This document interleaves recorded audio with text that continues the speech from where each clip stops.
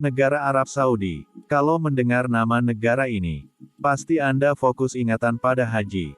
Tetapi di video kali ini kita akan bahas jenis hukuman di Arab Saudi. Sebelum lanjut videonya silahkan bantu subscribe channel ini terlebih dahulu. Dalam catatan Kementerian Luar Negeri mengenai 3 jenis hukuman mati.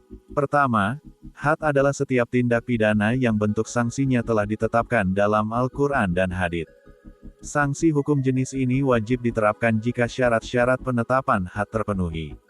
Dalam kasus had, apabila vonis yang dijatuhkan hakim sudah berstatus inkrah, berkekuatan hukum tetap, maka pemerintah ahli waris tidak mempunyai hak untuk memaafkan pelaku. Terdapat 8 jenis tindak pidana yang masuk ke dalam kategori had. Di antaranya perzinahan, tuduhan palsu berbuat zina dan mabuk.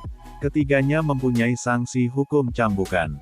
Lainnya, murtad, perampokan, pemberontakan, sihir dan pembunuhan berencana mempunyai sanksi hukuman mati. Terakhir pencurian dengan hukuman potong tangan. Kedua, ta'zir adalah setiap tindak pidana yang tidak ditentukan sanksinya dalam Al-Quran dan Hadits dan penetapannya dilakukan oleh hakim, pemerintah berdasarkan kebijakan dan ijtihadnya, sepanjang tidak bertentangan dengan Al-Quran dan Hadits demi kemaslahatan umum.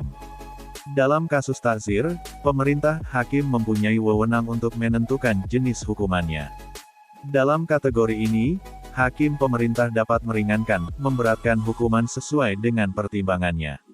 Ada 3 jenis tindak pidana ta'zir, yaitu narkoba dan penjualan orang dengan saksi hukuman mati. Lainnya penipuan dan pemalsuan dengan saksi cambukan dan penjara. Ketiga, qisas adalah hukuman yang diberikan kepada pelaku sesuai, sepadan dengan tindak pidana yang dilakukan pelaku. Sanksi hukum yang diberikan kepada pelaku telah ditetapkan dalam Al-Quran dan Hadits.